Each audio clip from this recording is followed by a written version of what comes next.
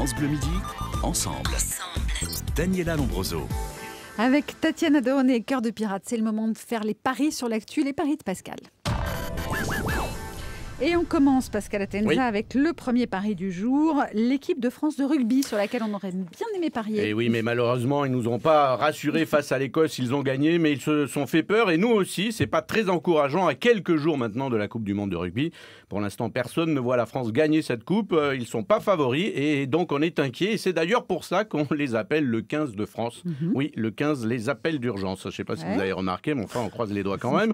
En revanche, l'équipe de France de football, là, tout va bien pour l'Euro 2016. Comme on dit, sur le papier, ils sont bien placés. Malheureusement, aucun footballeur ne sait lire le papier. Victoire 1-0 face au Portugal ce week-end sur coup franc face au mur portugais. C'est bien connu, les Portugais vous font de très beaux murs, mais c'est pas ça pour les féditions. Bon, c'est le petit cliché, pardon.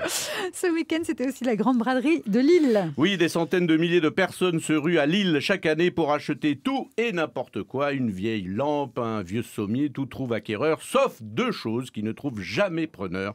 Les fringues et le programme politique de Martine Aubry. Mais rassurez-vous, les invendus reviennent l'année prochaine. Ce week-end, c'était aussi l'université d'été du Front National, une sorte de grande braderie. Eux aussi se sont débarrassés. Ils ont mis aux encombrants le père de Marine Le Pen. Et pour les migrants, tout doit disparaître. Il y a eu aussi l'université d'été des Républicains. Et là, boum, vous l'avez peut-être vu, la boulette. Nicolas Sarkozy a dit « La France a toujours été du côté des dictateurs ». Voilà, c'est un lapsus, hein, bien sûr. Il ne voulait pas dire ça. Il voulait juste dire que si à 50 ans, tu n'as pas encore un ami dictateur, c'est que tu as raté ta vie.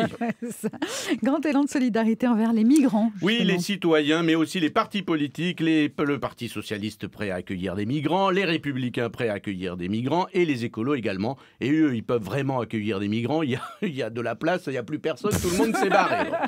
Vous pouvez y aller. Un petit pari sur les chaînes du groupe Canal+, qui change de nom. Oui, D17, D8 et iTélé. Alors D17 devient C17, iTélé devient CNews et D8 devient C8. Pas du tout. D8 devient C Hanouna, c'est plus logique, il n'y a que lui sur cette chaîne. Et il s'appelle Cyril, ça tombe bien. Cyril en plus, oui. Et enfin, on parie sur le tube de l'ex-Pink Floyd, David Gilmour. Oui, on en a beaucoup parlé cet été. Le guitariste des Pink Floyd a composé une chanson inspirée du célèbre jingle de la SNCF qu'on entend dans toutes les gares françaises. Il faut dire qu'entre les trains et les Pink Floyd, c'est une vieille histoire. Hein. Je crois que plus jeune, il se faisait souvent quelques rails. Elle est facile, hein. Pour un lundi, elle est facile. On peut déjà découvrir cette chanson sur Internet et l'album sortira le 18 octobre prochain.